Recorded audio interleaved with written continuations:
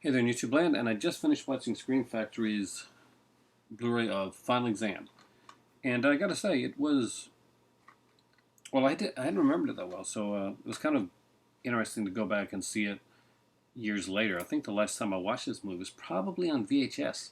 So yeah, it's been years. Now the movie was directed and written by Jimmy Houston. I didn't look it up, but is that his real name? Okay, it's basically a cast of first-time actors. And in some scenes, it kind of shows. A few scenes, it kind of shows. But before I get into the movie review itself, I'll let you know a little bit about the film. It runs about 94 minutes long. It was done in, I think, Southern Carolina. And basically, the music is composed by Gary Scott. And before going into anything else, I got to talk about the music. For part of this film, the music comes off like, I don't know, almost like a facts of life teen movie type of thing. And then it moves into like the horror music, and that's where it doesn't hold up so well. The whole like music all throughout, the instrumental music in the early part of the film actually works pretty well for what it is, because this is a film that goes in a different direction than a lot of horror films. However, when it gets to the horror part of the film, the composer doesn't really seem to know what to do. He makes a lot of noise, and there's a lot of strings used, and it's really annoying. It's kind of like grating nails on chalkboard. It doesn't work. Actually, my better half started to get a headache from the music. I had to like turn the soundtrack down on the film we were watching it. But as for the film itself, overall, although the actors are pretty new and pretty fresh, and you can kind of see that in the film, they do seem endearing in the roles that they do. Nobody comes off. Everybody's actually played out fairly well.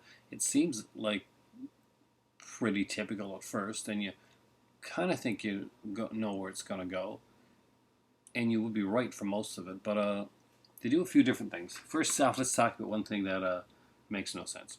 I don't think there's any time in the world when a fake college shooting or terrorist attack is going to come off as a harmless practical joke that you're going to get away with.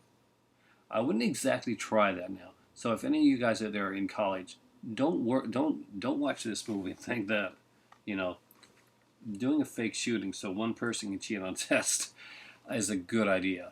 It's not. Even in this film, it kind of stands out as like it's their whole sorority prank thing, the fraternity prank type of thing, the Gamma. Yeah, it's a pretty generic name. Fraternity, and so that one person could cheat on his chemistry exam. I know it's done to set up the fact that when they call the police later on, the police aren't going to come. But when the police do come, you're pretty sure that it wouldn't matter if the police came or not. They're going to be a pretty ineffective bunch. The cop was not my favorite actor in this film, nor was the campus security, because apparently in this film, campus security way above police officer, way above. Man. But aside from that, the movie itself, the characters that were in the story and the way they were done were actually pretty well done. They actually go into like, not, I wouldn't say depth. This isn't going to be like dramatic acting 101 or 201, I guess. But it is depth in the way of a if you're old enough to remember ABC's after school specials, then you're kind of going to get what we got here with the level of like characterization. The actor that played Radish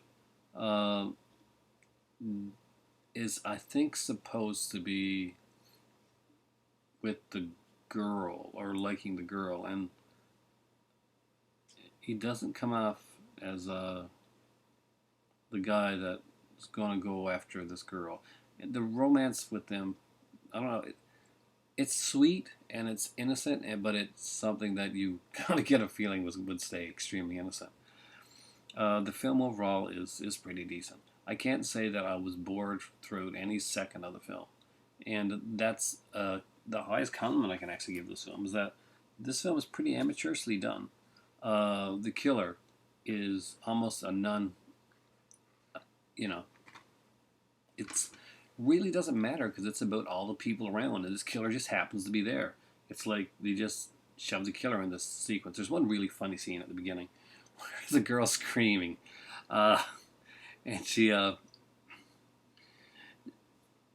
screams and she screams and she screams. It's like the Rob Zombie scene that just where it doesn't end.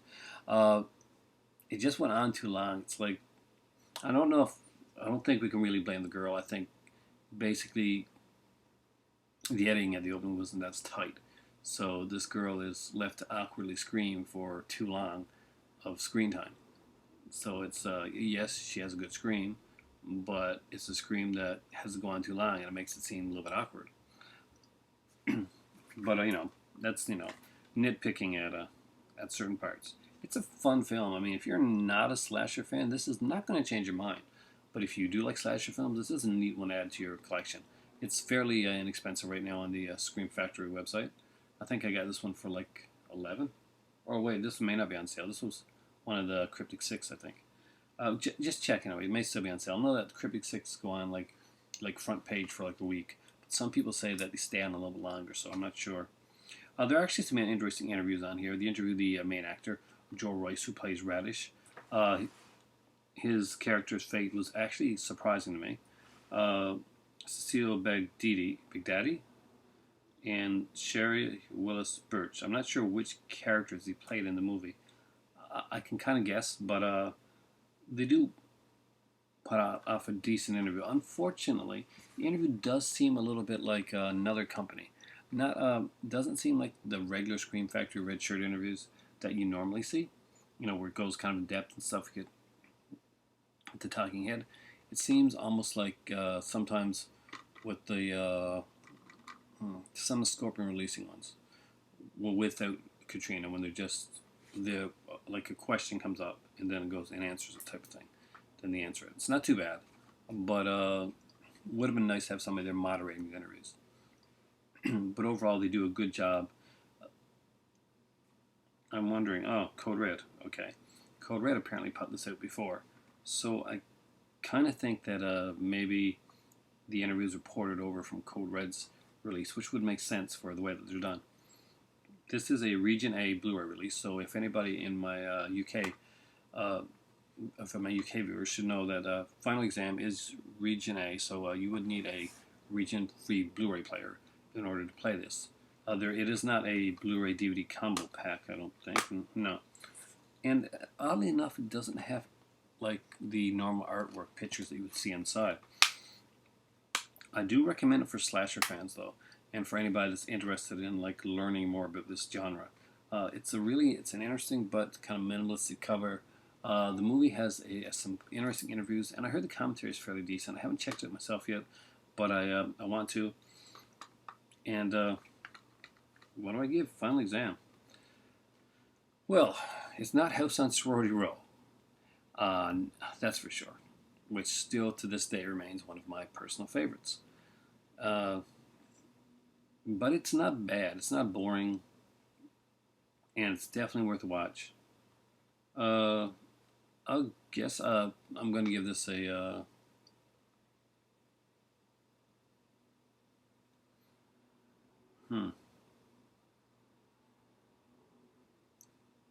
I'll give this a 2.75 wacky terrorist attacks out of 5. Yeah, this movie would not... If this movie was remade, the opening sequence would not play well today. I can't imagine it playing great then. But one thing that this does, there were like around this time, I think, and earlier, there'd been like the high school, like the college, the killers and stuff on campus, and so I guess it tries to play with a more realistic stance, but it doesn't kind of jumbles between teen drama and slasher film. Overall, it worked for me, but it won't work for everybody. It's one that is worth I guess, renting or checking it first to make sure this is one that you want. Me, I'm personally glad to have this in my collection because I thought it was a pretty good film and a fun watch. As a slasher fan, it's a fun little oddity. It is not the usual slasher movie, and I got to give it credit for that. I'm gonna go check out and see what else Jimmy Houston did because or if he did anything else. Actually, I'll do that while I'm here because I'm sure that you guys are all waiting with bated breath to see the next Jimmy Houston creation.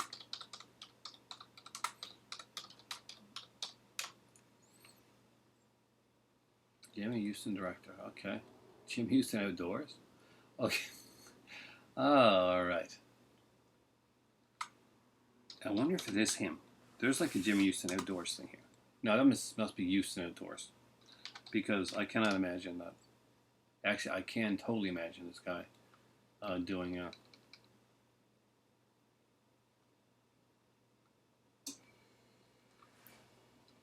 okay. Apparently, the actor that played the killer got his role because Jim Houston was excited about his martial arts skills.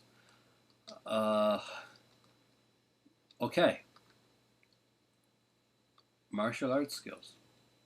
He's a. So I'm on Jim Houston's. This can't be the guy. Really? So, okay. I'm on his IMDb page, and I've got to check this out. This can't be correct.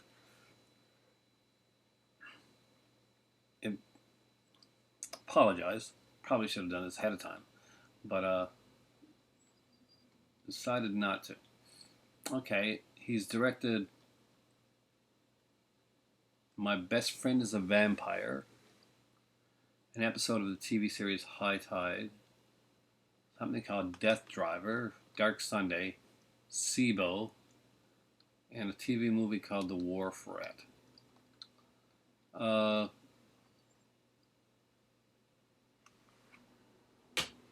This is the highlight of Jimmy Houston's career. This is his pinnacle. This is the peak of this director. Check it out. Final Exam, fun little film, 2.75 out of 5.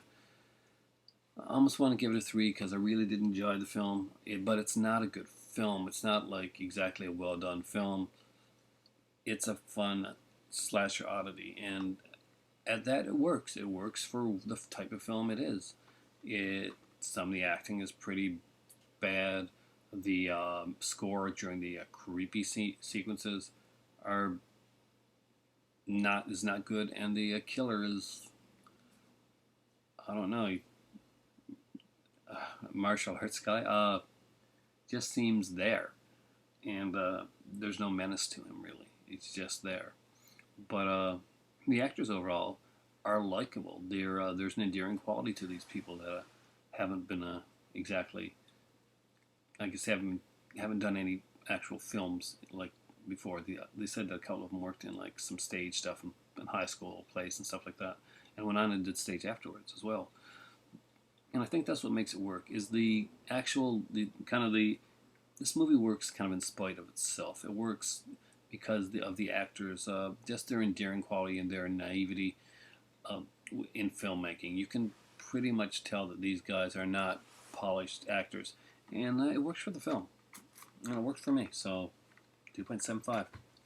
Thanks a lot, and for me right now it is time for tea, and maybe watch another Scream Factory tonight, because it's been a good day.